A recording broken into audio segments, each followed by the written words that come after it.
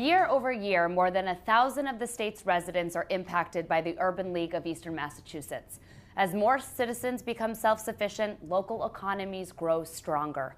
I'm Jenny Johnson for Comcast Newsmakers at Suffolk University's downtown Boston studio. Darnell Williams, Urban League of Boston's president and CEO, joins me today. Darnell, welcome back to the program. Well, thank you, Jenny. Great to see you. It's always great to see you. Talk about the Urban League. It has such a big role in our community, you know, in the state, but also across the country. Talk about how it's become an even bigger necessity in these difficult economic times. When I look at my 100 colleagues across the country in major cities in 34 states and the District of Columbia, we are seeing the folks who are impacted by the fiscal cliff discussion, the downturn of the economy, loss of jobs, foreclosures, health disparities. Every element that's impacting urban America comes on our doorstep.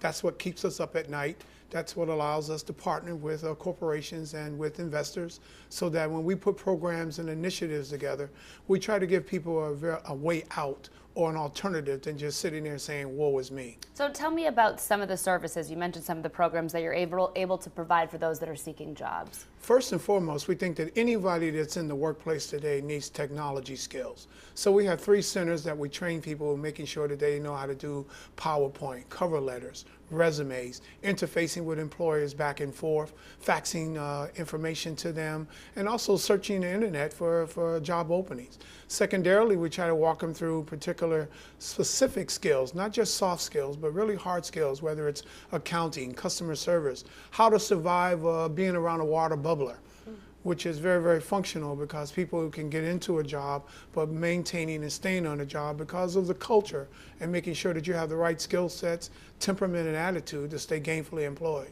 Okay, so we've now moved into a new year. So talk about some of the challenges that you think you're going to be facing as the year moves on. I think the realistic is that the employers are starting to see an uptick in the economy. We see housing starts up.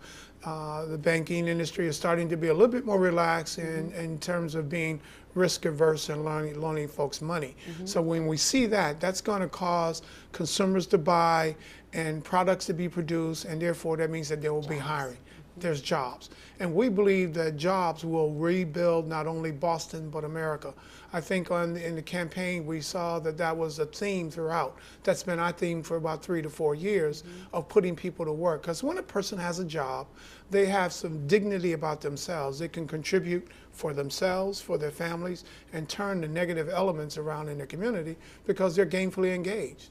Now, you guys have a ton of events that people look forward to, rely on, and learn so much about. Talk about some of them that you have annually. Well, I think one of the first, we have our event coming up on March 16th at Lombardo's. It's our annual fundraiser called our annual gala, where we recognize local leaders and corporations for doing the things that they're doing, investing in the Urban League, which positions us to invest in people. That's one. June 6th, we have a career fair that's coming up at the Reggie Lewis Track Center.